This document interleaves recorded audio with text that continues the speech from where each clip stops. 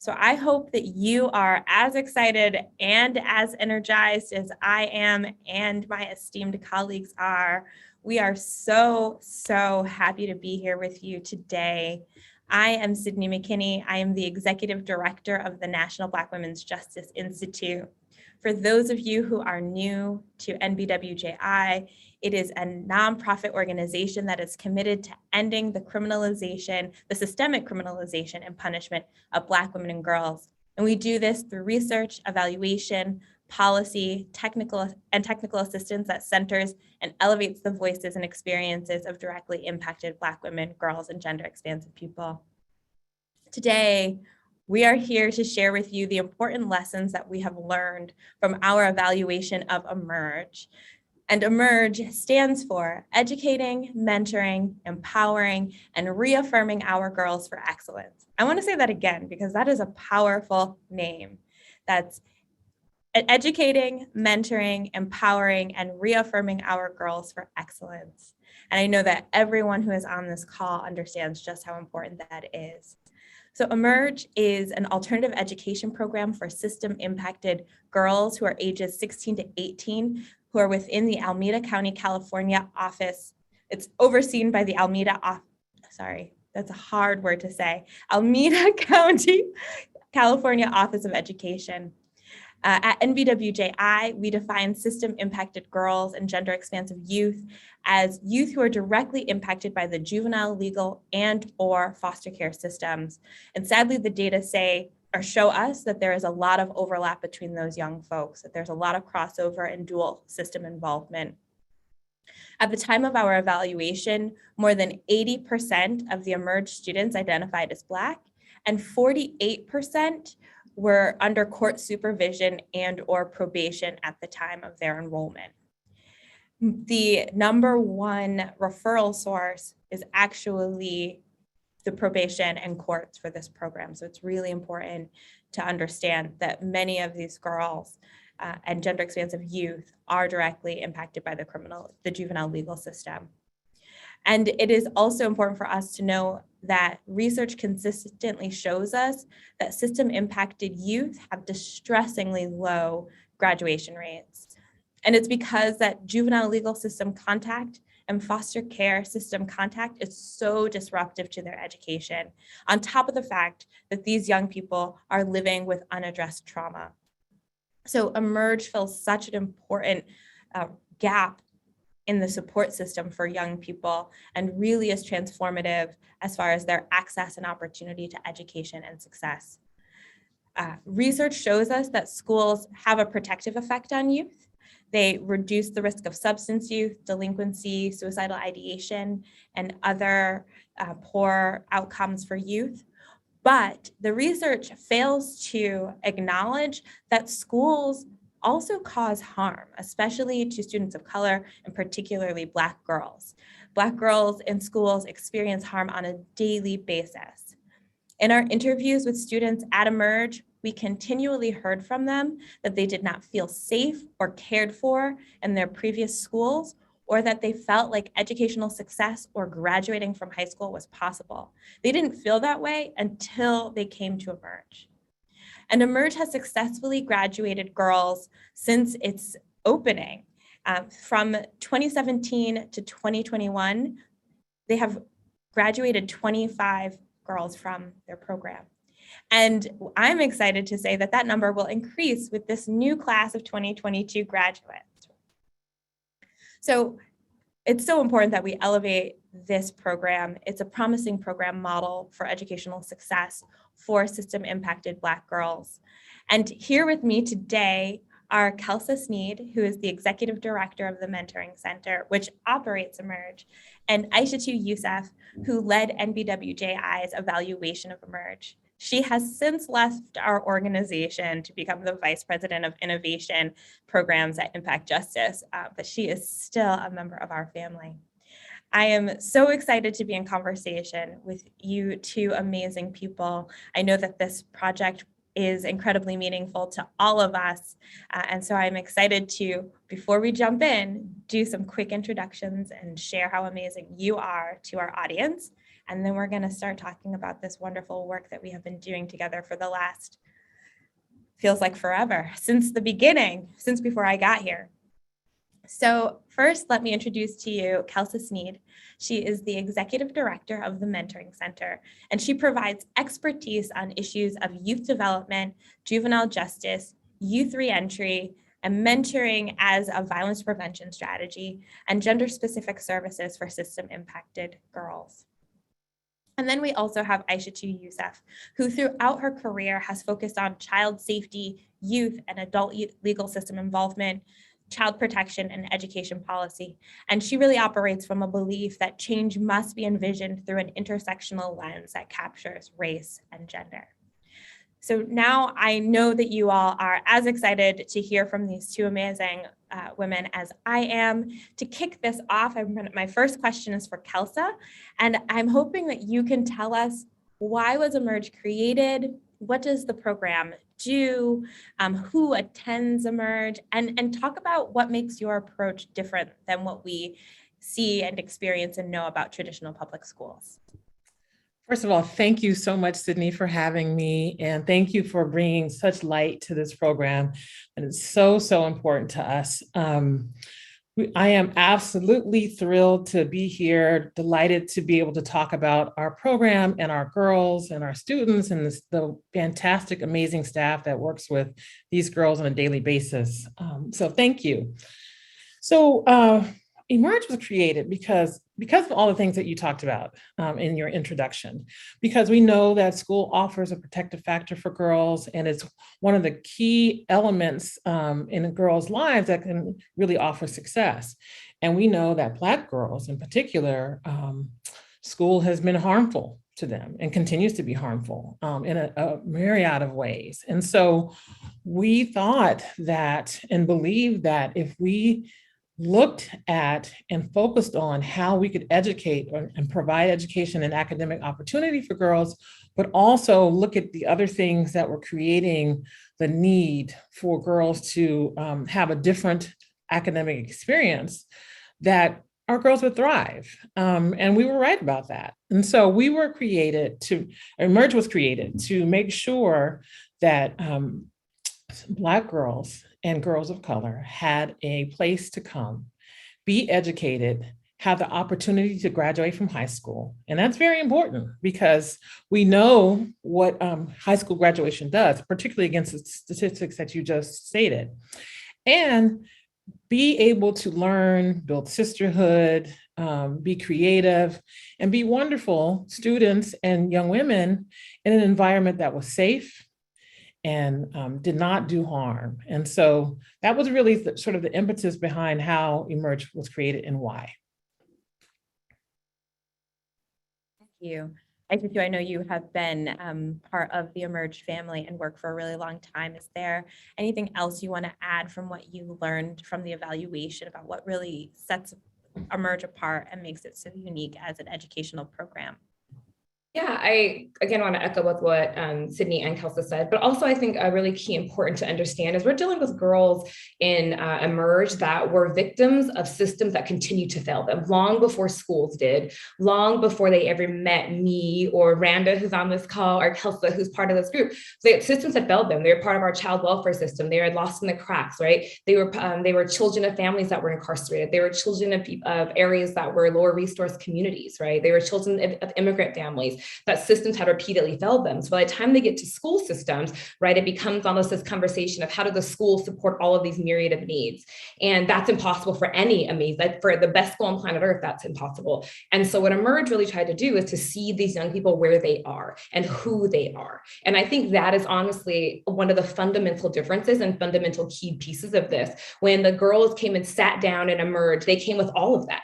Right? They came with all of their experiences, both their incarceration, their system involvement, their abandonment, their sexual trauma, all of these things. They sat in these chairs, and what Emerge tried to do is to see them and to ask them, what is it that you need? And how do we use what we have at the Mentoring Center and then what this Emerge program had developed to really meet your needs to ultimately get you to high school graduation? As Emerge is a lot of things, ultimately its mandate is to get you to high school graduation and to help you set up your future for the next step. And that is only done by really seeing individuals and seeing rethink all of the kind of holistic idea of who they are. And I think Emerge was successful in that. Like, you know, we're gonna keep it 100. Every young person that came through Emerge and left did not leave in the way that, you know, set them up for their next big success. And that's just because they're dealing with humans, why we're dealing with human beings. And so I think like I'm so proud of what Mentoring Center and Emerge did because of how they approach these young people. I think the way that both of you guys have described this is so important and so dead on. I mean, I think going through the data and hearing the young people talk about what Emerge was able to provide them that their prior schools couldn't, it was depressing to hear how harmed they had been, but also so inspiring to know that we can create educational spaces where young folks who have felt dejected and left behind by other schools could find a place that felt like home with people that they could really connect with. So for those of you who haven't checked out the report, I'm just going to do a real quick plug, download it. We're going to drop it in the chat so you can see more of the ways in which young people talked about the transformative experience and just the new ways in which they were able to think about who they could become and who they were as a result of their enrollment in the program. So I'm also would love for us to talk about in the beginning when you all were envisioning the program, what were the elements that were for you critical that had to be there, right? Knowing the young people that the program serves, what is it that needed to be different about Emerge to be able to support them? I think Aishatu hit it right on the head. We had to look, so first and foremost, it had to be a school from which they could graduate, right? And so we wanted to offer high school graduation as the primary thing that they were coming there for, right? We know that that's important to girls. We know important to students. We want to graduate from high school and have the experience and the capacity to be able to go on to college or to careers and things of that nature. And so it was very important that it's not a GED program. And it's not an alternative school in the way that we sort of traditionally think of alternative schools. It is a high school, and they will get a high school diploma upon completion and be prepared to go to four-year universities and get the credits that are required for high school, for college attendance in California, right? So that was number one. Number two, though, is a lot of what Aishatu spoke to around being able to see them as whole human beings with a whole complex number of needs and characteristics and things that they had brought with them from their experiences growing up. And so it really, really had to be a healing environment where they were supported, where they were seen, where they were encouraged, where they came as they were and were seen as they were, and not limited to a high school transcript in terms of how we looked at them. And so we wanted to know their backgrounds in terms of, you know, to get a better understanding of their experiences, but we didn't use that to be able to understand who they were. And that was the relationship building. And so we really, really, really were focused on being able to provide resources and really looking at those components that address the harm that they'd experienced before. So I would say those were the two most important things. And that second part really is what made it different, what makes it different than other school experiences for them. Can I add, Sydney? Okay. I think one of the important things too is not to be without fear of being too wonky, right? We are also, NBWJI is a research organization. And so what we're looking at is what does the data tell us that these young girls need? And one, I want to be clear that I see some of the girls on this joining us today. So I want to also give a shout out to them who are actually joining from Emerge. Yes, we're talking about you.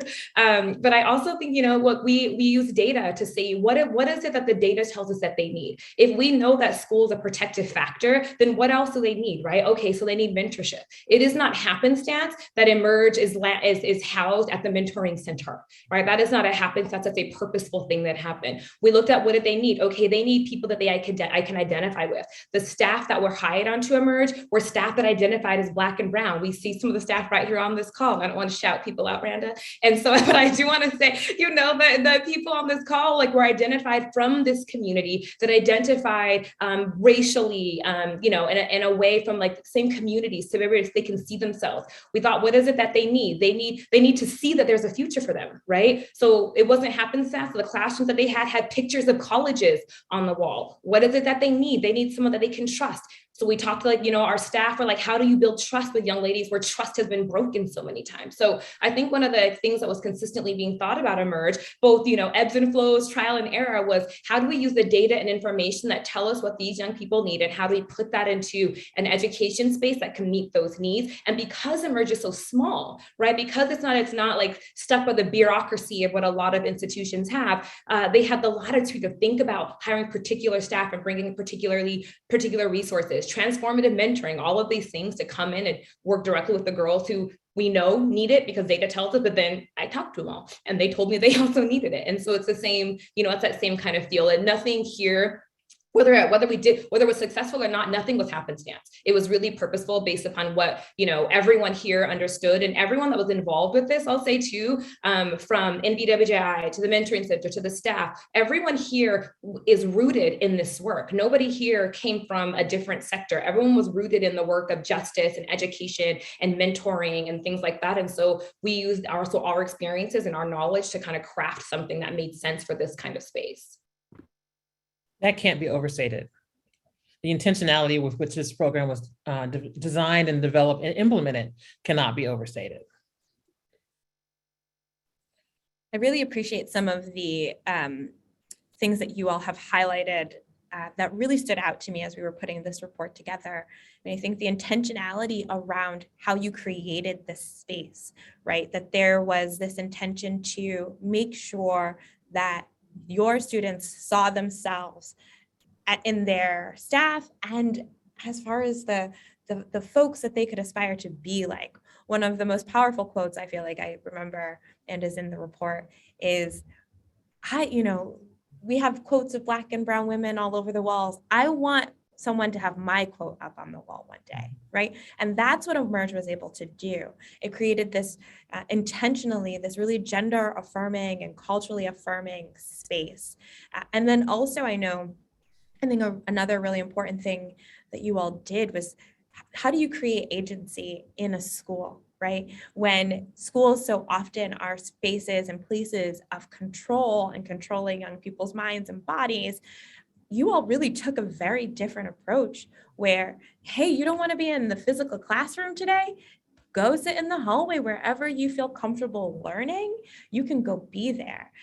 You get to help us identify who your next teacher is going to be.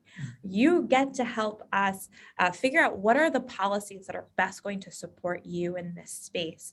And so I think that's another really important thing that is unique about Emerge that doesn't, and it could, but doesn't happen, I think, in traditional public schools, that Emerge was able to do for exactly the reason that I think Aishatu lifted up, which is that it's small and had this like centered in the mentoring center and just really had the space to intentionally try things out, right? And so that is an amazing segue for my next question, which has to do with the implementation. So NBWJI, we conducted a process evaluation. Process evaluations are really concerned with and interested in learning about the implementation of programs. So we always have a plan for how it's going to go. What actually happened? Were we able to align with that plan? Did we deviate? If we did, why? What are the benefits and challenges to some of the ways that it has changed? And really is interested in understanding, like, how is a model developing for the purposes of thinking about longer term, about how do we really shore up and strengthen the model, but also how do we replicate that? How do we tell other folks, this is the thing that you need? So my question has to do with really the experience of the evaluation and like, how, from your perspective, Celsa, and also from Aishatu, do you think the implementation of Emerge compared to the plan?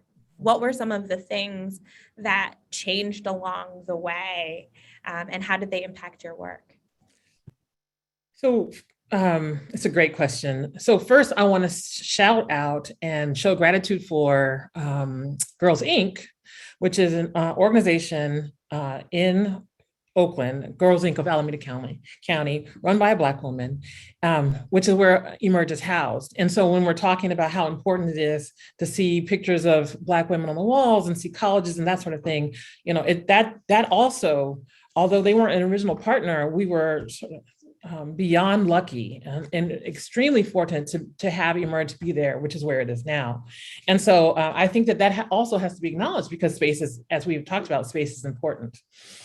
I also think that it's important to highlight, particularly around implementation, that the Mentoring Center is an organization that is always focused on having what young people need and want and their perspective and voices a part of everything we do, right? And so when we're talking about design and when we're talking about implementation, we are always approaching everything that we do with that lens, with that perspective, right? And so when we're thinking about evaluation and the process of implementation, we're thinking about how do we understand this in terms of its impact on young people? How do we understand this in terms of what young people are telling us that they need and want, right? And so at every stage of this process of developing the program, of implementing the program, we are always intentional and conscious of making sure that it is youth driven and led with youth perspective, right? So when we talk about implementation, I think our vision for what Emerge could be was really based on what we thought and what we understood from young people, some from our decades of work in this area. What do young folks need? What do these girls need? What partnerships need to be there? What opportunities do we need to create through this program and through these partnerships that girls really need and want? And so I think that was what was sort of driving the vision of how we created. And we sort of looked at components. So we need a good space. We need partners who can give us accreditation because we are a school, right? So we need organizations and partners who really understand what girls are going through and what they've experienced being systems impacted, right? And so expertise around commercial sexual exploitation and trauma and things of that nature really sort of informed our partnerships. And so we led and we started this process with a huge vision for our girls and young women. And we still have a huge vision. We will continue to always have a huge vision for our girls and young women. But I think one of the things that we learned and one of the things that was different between the vision and implementation was the capacity of partners, certainly, because partnerships definitely changed. And that those shifts had a huge impact on our ability to implement as we had initially envisioned. So the capacity of partners and partnerships and understanding, what the fit was. And a lot of that was based on what we learned from the evaluation, but also what we learned from the students. This doesn't work. This partner didn't meet our needs in the way that we would have hoped. And so I think, although at its foundation and at its core, the program is what we envisioned it to be, in some ways exceeds that. I think the shifts and the changes and the differences between the vision and the actual implementation, which of course is always much longer than we anticipate, is the fact that some of what we were learning along the way really helped us re-envision and sort of shift what we needed. And a lot of that was based on what the students told us. Did you want me to speak? I can add. I think when, we're going to keep it 100 because this is, family. Implementation's hard, right? To go from something that's never existed before, right? And to be clear that Emerge has never existed before in any county, state, municipality in the way that we did it. So to go from zero to something is tough. And what you're relying on is data, research, people, young people to do everything, but everyone only speaks from their own experience in a lot of ways. And so to bring all that stuff together and make a program is really hard. And so it is not lost. And I saw this in the data and the research, and I was doing this evaluation. I saw how hard it was, right? We had an idea, Celsa's team had an idea of what they wanted. Turns out that's not how it turned out in implementation. And I think that one thing I hope that everyone takes from this, including Celsa and her team, is that like, these are not failures. These are learning lessons. This is a process evaluation. It's literally to learn the process of how it happened. And honestly, at the end of the day, Emerge got to try it out. So when the next city in town wants to do it, they don't have to hit the same kind of hurdles that Emerge hit because they've learned from some of the process. And so, Celsa's right. So we asked the young people, right? At one point we had certain sports coming in was a boxing folks that came into for the young people to do. Turned out they were like, we don't want to do that. And so, right, our idea of like, oh, let's bring all these things in. The girls told us that we didn't want to do that. So that changes our partnerships. We bring in, healing circles to deal with conflict because there's always going to be conflict. Some of the girls liked it, some of the girls didn't. How do we find equilibrium with all of that? When we think about the young people that we are bringing in, we're often victims of sexual trafficking. What is the right agency to come in to actually handle some of that? What is the training that the staff need to be able to handle some of that? What is the stuff that happens that we weren't prepared for, right? All of that happened and much more. And so I think when you think about planning anything, you have your like logic model, and then you have what really happened. And I think a lot of it attunes to the logic model. The ultimate goal of it was still hit. And even the short and medium term goals were still hit. But how we did it is this beautiful iterative process that is, I think if we can see these things as like beautiful amalgamations of human beings and human experiences, then the outcome of that is even more powerful because we get to say what we thought was right. We actually adhere to what the girls told us and adhere to what, and all of them from year 1 to year 6, right? We asked a lot of young people at different iterations of age and experience. And so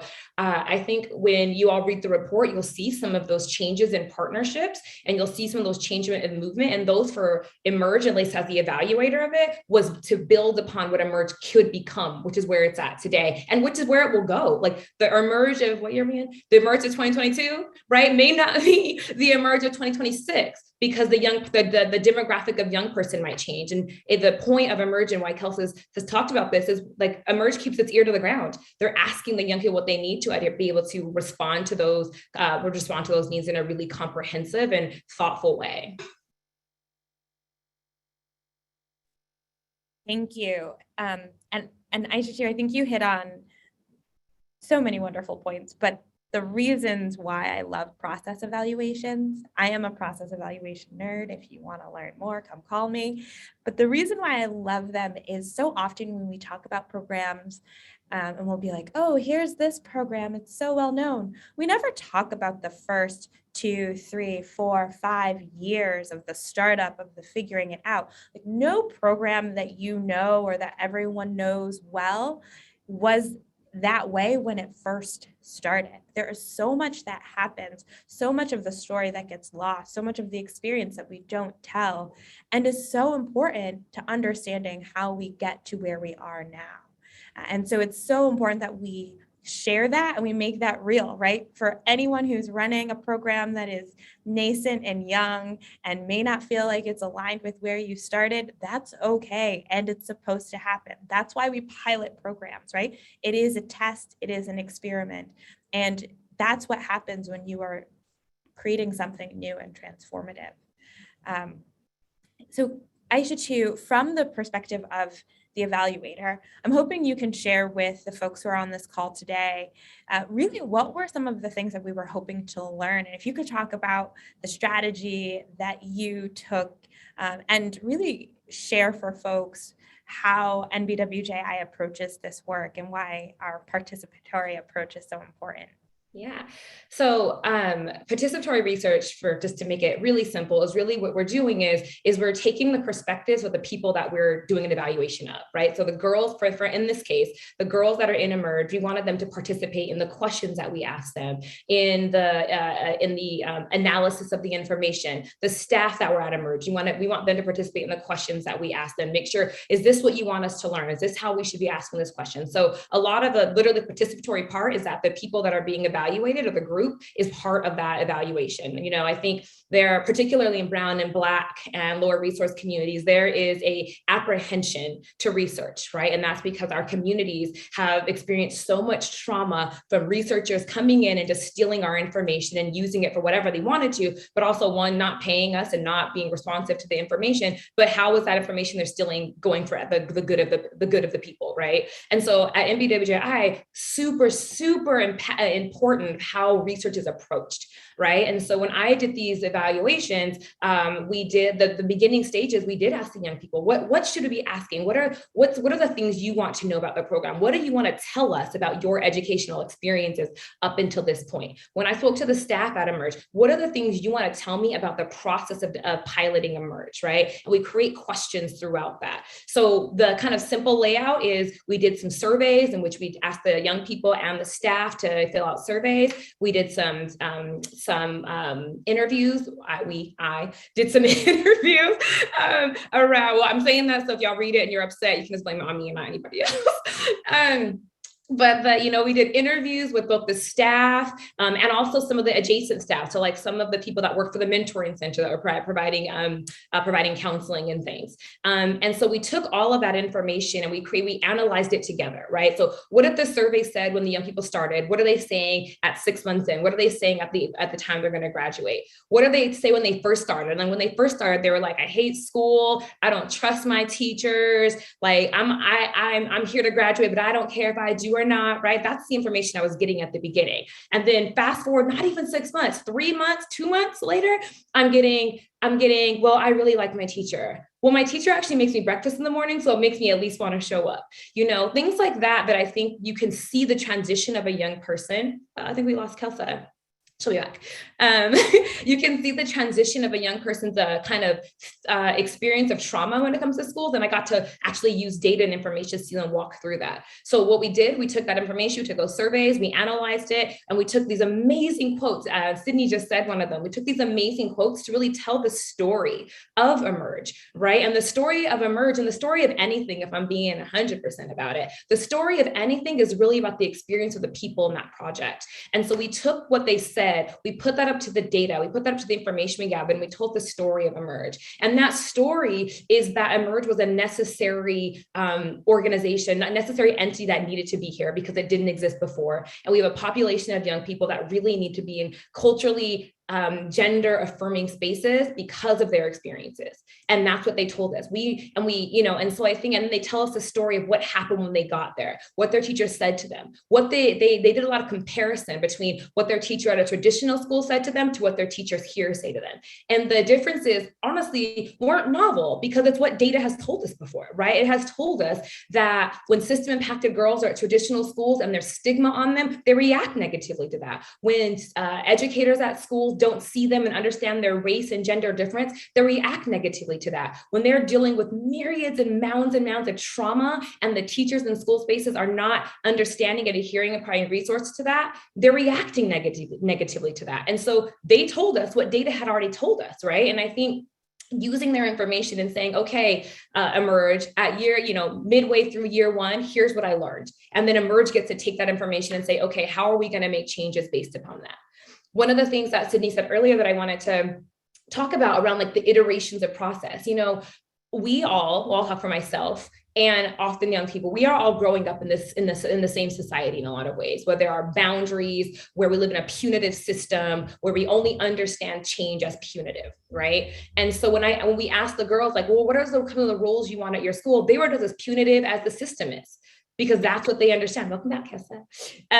They understand a punitive system because that's what we were raised in and they were raised in. And so it even took some work to talk to the girls to say, here's what's going on at the school, right? Everyone's showing up late. Everyone got their cell phone out and they're not doing it. What are some processes that we can build in place using the experience of the girls to make a process that everyone could adhere to, right? The first response was kick them out, right? And then we said to them, okay, this is a different school. This is a different process. And if I'm going to challenge you to think differently about your experience, I'm going to challenge you to think differently about everybody's, right? And so they got to almost walk themselves through a non-punitive process about what should be, why are they on their phone? And I think that process is both research and data, but also being able to use information in a way that actually improves in real time a project like Emerge. And we saw that happen over and over again. But to get to the whole answer to this question, right? I spoke to so many girls. Like I spoke to them. I got to interview them. I had to build trust with them, right? I came in and I sat in Emerge, and I sat and I helped them with their homework, and I asked them how they were doing, and I saw their responses to quotes, and I engaged with the teachers, and and some of these for like observation purposes, some were just so they can see my presence. And so by the time I had an interview with them and I have a recording device in front of them, they already know who I was. They knew that I was there because I wanted to be trusted by them. And they knew the questions I was going to ask them because both of them saw them beforehand. They also, as we at NBWJI and like me as a researcher, can opt out at any point from any research question, can tell me they want to stop, can tell me they don't want to answer something, to ask me to avoid something from a book. That never happened, but they could, and they knew that they could. And I would ask them, like, is this okay? Can we keep going? And that's so important when you're thinking about how you conduct research, particularly with impacted populations. Thank you, Aishatu. Celsa, we're so happy you're back. Yes. We're happy to be back.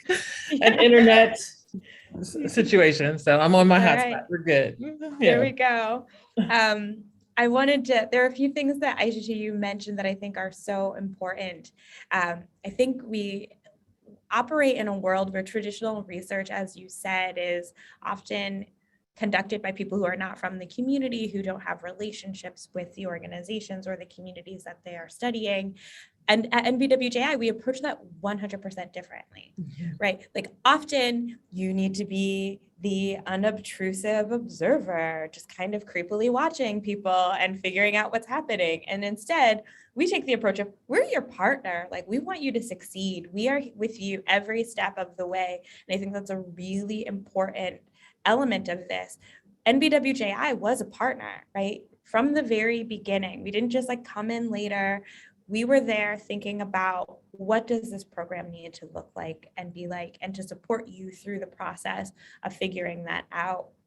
And it's really important that we have more research and evaluation that operates from that perspective, that we are your partner, that we are only asking questions that are in service to you and what you need to know. Right? Like it may be interesting for the field, but more importantly, how does it serve and support you? And that's really how we approach process evaluations. And I feel so proud as a person who loves process evaluations that that's how this project worked out. And, we are such incredible partners, not just in this work, but, Celsa, I love you. I love the work that you're doing, and NBWJI is your partner ongoing, right? And so it doesn't just end when the project ends.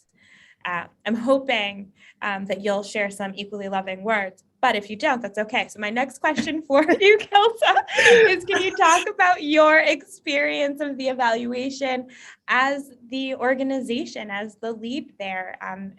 As Aishatu mentioned, it can be scary and intimidating. What was the experience like for you and your staff, and how did it impact you all? So of course, this is a love fest. It's a mutual love fest. And we look forward to being partners forever and ever and ever, right? But I think a lot of what Aishatu mentioned is critical for us and critical for the evaluation partner to be bringing to the table in terms of what we are wanting to do. And so, as I mentioned, the Mentoring Center is really driven by what our young people want. I mean, it doesn't do us any good to create a beautiful, well-researched program that doesn't address the needs that in many times young people have identified for themselves, right? And so everything that we do is informed by our young folks. And so first of all, Emerge started off as a pilot, and in my brief absence, I don't know if that was mentioned, but it started off as a pilot because we really did want to know, what's this going to be? What do we need to know? Are these the right components on which to focus? Are we going in the right direction? Is it really being informed by the students? So we had all these questions, as well as this big vision about what we were going to do with and for and on behalf of girls and young women. And so, for that information, a process evaluation is critical, right? Because it is information, right? It's giving you the information. And I think that for all the reasons Aishatu stated, and for all the reasons that you all are a perfect partner for this, it really gave us access to students' voices in a way that we wouldn't have been able to get otherwise, right? And so we have, I can't sing the praises of my staff, of Emerge's staff enough. Amazing, phenomenal women, completely committed to this work and committed to our girls and young women. And the students see that on a daily basis. So when Aishatu talks about a shift in the span of 2 months, it's because of the staff. It's because of the teachers and mentors and folks who are working with the students every day. And even so, we need access to other ways to get information around what the girls want and need, right? And so that's what an evaluation does for us. So it is absolutely critical that Aishatu was the evaluator, right? She got to know them. She built a relationship with them. And that's the only way that you're going to get the real information and get the real perspective, right? And so that's as critical as any other part of what the evaluation was and did for us. And so they might tell Aishatu things that they would never tell staff. As much as they love and respect and have built a relationship with, they might tell them. She might have access to information that we wouldn't otherwise have access to. And I think that's important for an organization and for a program that's driven by students, right? And I think that, again, what the evaluation process does is give us information so that we know this didn't work, or this didn't work as well as we wanted to, or it was really hard to maintain this component of what we had envisioned. And so now this process has told us that maybe we could do it a different way. Maybe the school day needs to look differently. Maybe, how the classes are constructed needs to look differently. So all of those things come from an evaluation. And because NBWJI was an evaluator and a partner, more importantly, from the very beginning, then, we knew what we wanted we were able to talk about in partnership, what we wanted to know. And so, evaluations cover all sorts of things. And it's really, to your point, Sydney, it's really important to understand as you're going in, what do we want to know from this? What information are we trying to get? And for us does this work for these girls? Is this a process that works for these girls? Is this a school and an educational opportunity that helps repair their relationship with school? And if it doesn't, then we're not going down the right track, right? And so I think being clear about what it is you're trying to do and what it is you're trying to learn and understand, and then partnering in true partnership with evaluators who are able to understand that's what you want to know and how to get there. There's really, I can't speak about how important that is, really. I can't overstate how important that is, because it really drives the outcomes and the impact that you're able to have. Thank you. As you were speaking, Celsa, one thing I was hoping that you could share, you talked about, and we know that your team is incredibly dedicated. They really show up in really powerful ways for the young people on a daily basis. How were you all impacted by COVID? Mm-hmm. Every program, I think had to shift and pivot. I'm hoping you can share with us how your team did it, working with an already, vulnerable population of young people. Tell us about how that impacted you all and your students. So the biggest thing that COVID did, and I'm sure this is true for programs across the country, is that it deprived us of in-person access, right? And so we very much, in terms of creating a safe space and building trust and all of those things that contribute to the relationship between the staff and the students, and that ultimately are required for the success of the program, we're hindered significantly, right? And so girls and young women came to Emerge on a daily basis for their education. They also came for meals. They also came for sisterhood. They also came for resources. They also came because they didn't have anywhere else to go. I mean, so there are a number of things that happened at the school, at Girls Inc., that couldn't happen during the pandemic, right? And so, and I believe that in many, many ways, the pandemic was hardest on young people. Particularly young people in school who were isolated and didn't have sort of regular and frequent connections to caring adults. So that was the biggest impact for sure. Everything was remote, lessons were done virtually. And so not being able to be in the presence of girls and have them be in the presence of each other and offer that sort of in-person support, I think was the biggest impact. And the way that we, as much as we were able to overcome that, the way that we did that is because the relationships had been built with students. And so there were all sorts of phone calls and reaching out and being in, sort of safely, of course, but being in contact with the girls outside of the school setting, at the park. And I'm just going to, make sure that you have your computer. I'm going to give you, this, and we'll just meet in front, that sort of thing.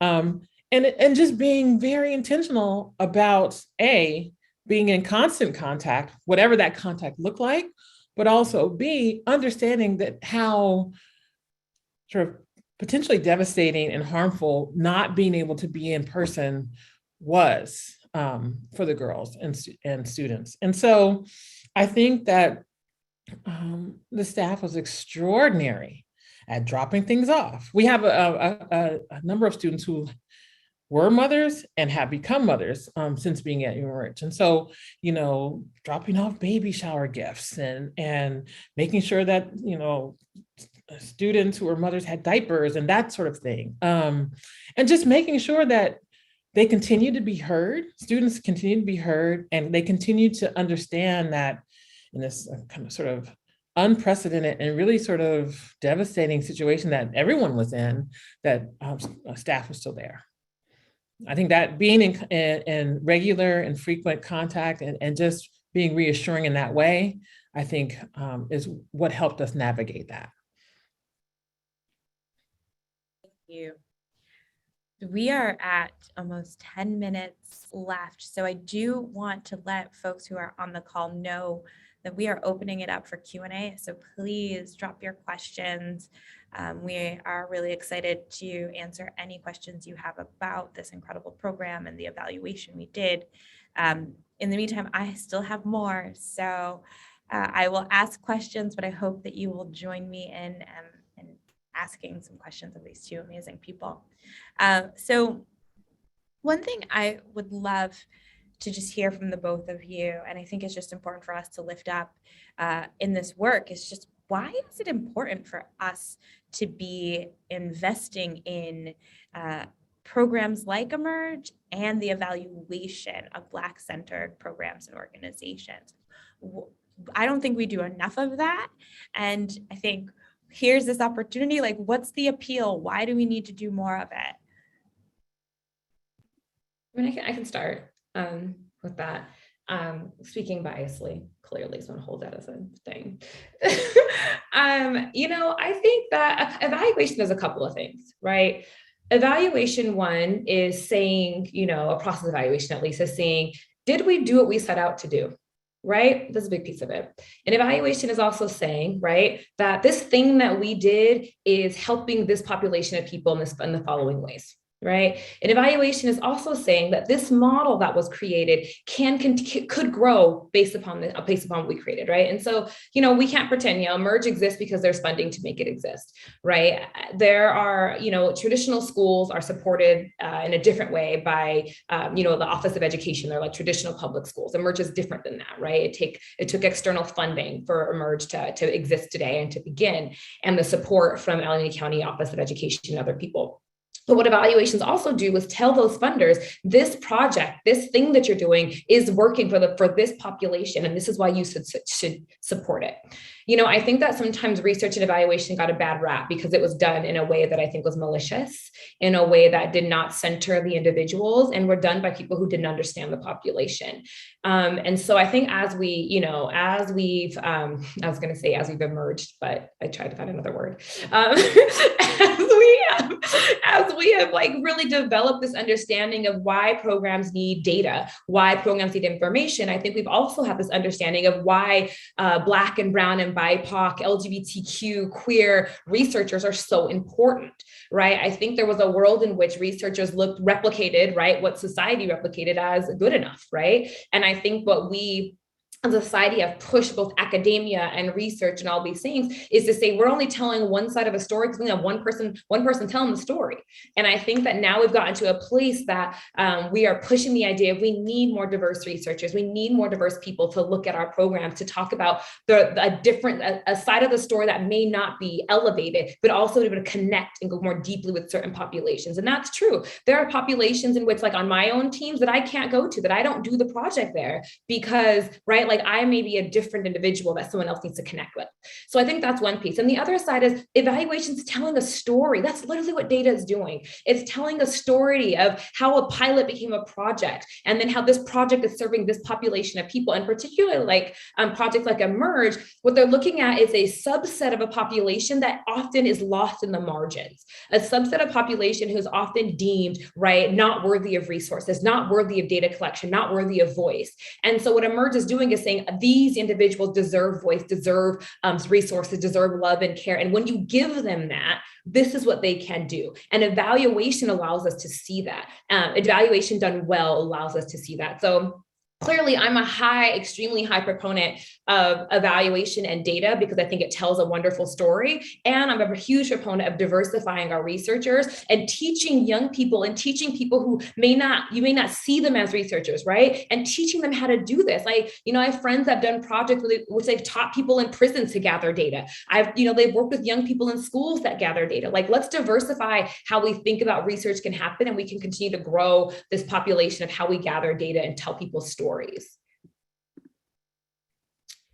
So I can't have much to add to that, but I will say, so all of that is true and important.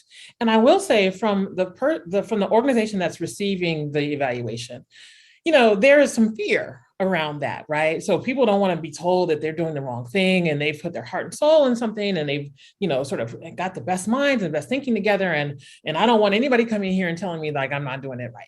Right. And so I think that, let's just address that. Let's just think about that and talk about that and what that means.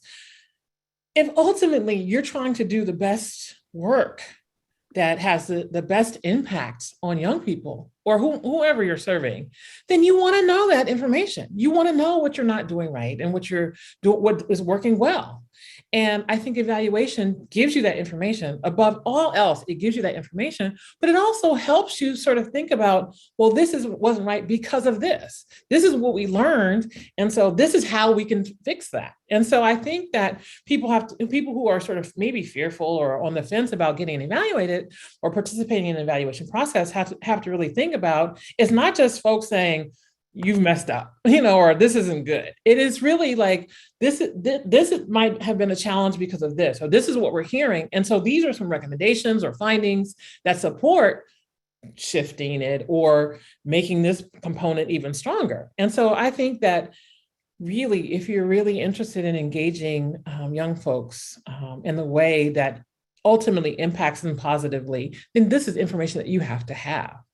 And I think, the importance can't be sort of exaggerated around having Black-centered research, because we know from all the stuff that you said at the very beginning, Sydney, that our young folks are disproportionately represented in these harmful systems. And so we want someone who understands those systems, understands that harm, and is going in as a researcher to really, with the perspective of, we know these systems are harmful, we know these young people have been harmed by these systems. So what does that harm look like? How do we correct or alleviate that harm? And how does this organization or whoever's putting on the program, how do they build a program that addresses that? It's critical. We couldn't do this work in the way that we're doing it if we didn't have that information. I agree with both of you wholeheartedly, and would add that one of the things that I think is so important about process evaluations and evaluators that come in as your partners is that if you are investing in a program, you must invest in their capacity to monitor and manage and understand data. One of the things that I feel is incredibly important is, hey, it's not just that we come in and we do the evaluation, we're your partners. We want you to be able to do this yourself too, right? That you have built your own internal capacity to look at data, to answer the questions that are important and meaningful to you, right? Like there is a capacity building that comes from evaluation support that needs to be lifted up as well. I just want to. Oh yeah, go ahead, Kelsey. I just want to add something really quickly to that. So that's really an important point, because Emerge was always designed to serve young women in Oakland and Alameda County, but it also was designed very intentionally to be a model that could be transported to other places, right? And so what an evaluation does is it helps us understand the components that will be universal anywhere, like what's important to have in any program that serves girls in this way, and what's particular to Oakland or to the Bay Area that if we're exporting it to other jurisdictions or other districts or other places, that we'll need to tinker with, or we will need to understand from that place, or for those folks who are doing that work there, what's different about there than Oakland, right? And so I think the evaluation is critical to that process as well, because we at the Mentoring Center, we build models and create models for young people that we want everybody to be able to take advantage of, right? And so in building our capacity to understand what works and what works here and what will only work in Oakland but what could be taken anywhere in any jurisdiction across the country, I think it's very important for us as an organization to be able to understand that. And I think evaluation, particularly a process evaluation, goes a long way in getting us there. I have to say, I think that's a beautiful note to end on. We are at 4:59 on EST, so that is 1:59 PST, with probably 20 seconds left. Does anyone want to leave with the room with one final thought that is really important to share? Well, I'll answer the question that was there, which the question is there going to be a longitudinal research? Would love to do that. As probably most folks know on this call, we are all subject to funding. So we don't right now have the funding to do that. I will say that Celsa and the amazing people at Emerge have stayed in contact with so many of these girls. On the report, what you'll see is all the pictures of the girls on the report are actually Emerge girls.